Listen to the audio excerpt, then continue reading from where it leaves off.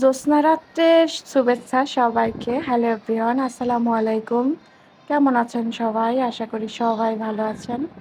অনেক দিন পরে জ্যোৎস্না রাত, মানে একদম মনে হচ্ছে হাত দিয়ে ছুঁয়ে দেখতেছি এমন একটা অবস্থা।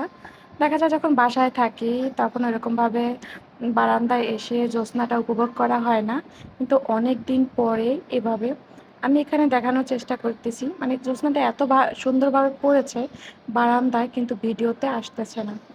তো অনেক দিন তো হয়েছে এলাম, কিন্তু এবার কিন্তু পিঠা তেমন খাওয়াই হয়নি। যে গরম পড়েছে এর মধ্যে কিভাবে পিঠা খাবো।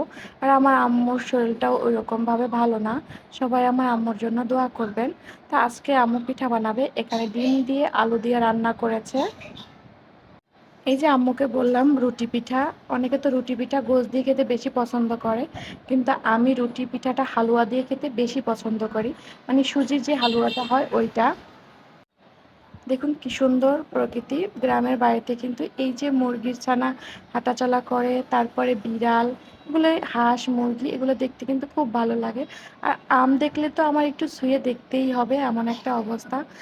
মনে হয় সব সময় যেন আমকে ছুঁয়ে দেখতে পারলে বেশি ভালো লাগে।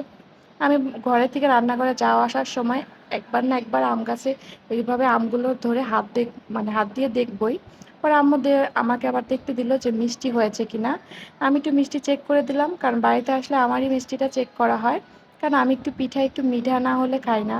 কথায় আছে না, পিঠা যদি মিঠা না হয় তাহলে কি ভালো লাগে বলেন তো। আর এইখানে আমি রুটি করার জন্য আমার আন্টিকে প্যারা করে দিচ্ছিলাম।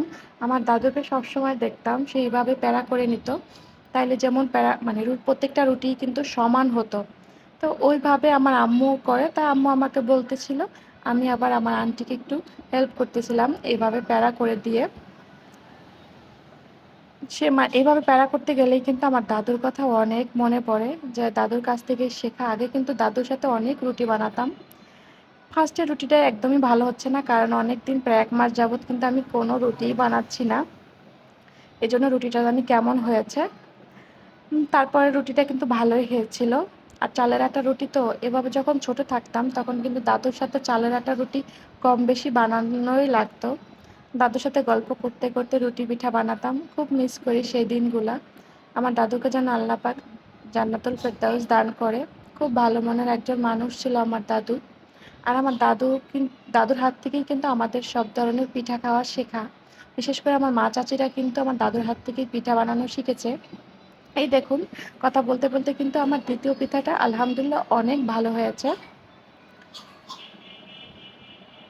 তা আমি তো রুটি পিঠা মানে সুজির হালুয়া বা দুধ রুটি অনেক পছন্দ করি। কে কীভাবে পছন্দ করেন অবশ্যই কিন্তু কমেন্ট করে জানাতে পারেন। এই যে বিকেল হয়ে গেছে, মানে সন্ধ্যার একটু আগ মুহূর্তে তারা সবাই খেলতে বেরিয়েছে। এই যে আমার চাচাতো বোনের ছেলে নাফি, ও চলে এসেছে, তাই 2 ভাই মিলে সুন্দর করে খেলাধুলা করতেছে। ওদের খেলাধুলা আর কি, এই যে দৌড়াদৌড়ি। আর 8 দিন তো 8 দিনের নানুকে একদম পাগল করে দিচ্ছে, নানু ব্যাডমিন্টন এনে দাও।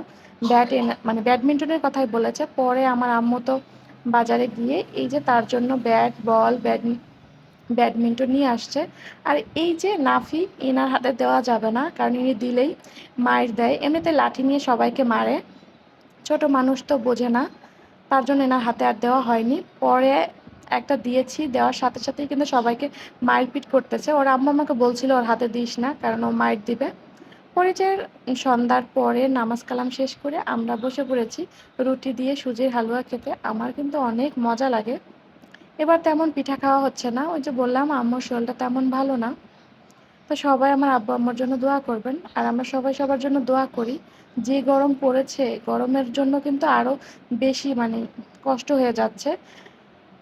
আজকের ভিডিওটি আমার এ পর্যন্তই। আপনাদের যদি দেখতে দেখতে কোথাও ভালো লেগে যায় অবশ্যই একটা লাইক দিয়ে ফুল ভিডিওটি কন্টিনিউ করবেন প্লিজ। অনেকেই কিন্তু লাইক দিতে ভুলে যান, তার জন্য কথাটা বলা। আজকের ভিডিওটি এ পর্যন্তই। আল্লাহ হাফেজ।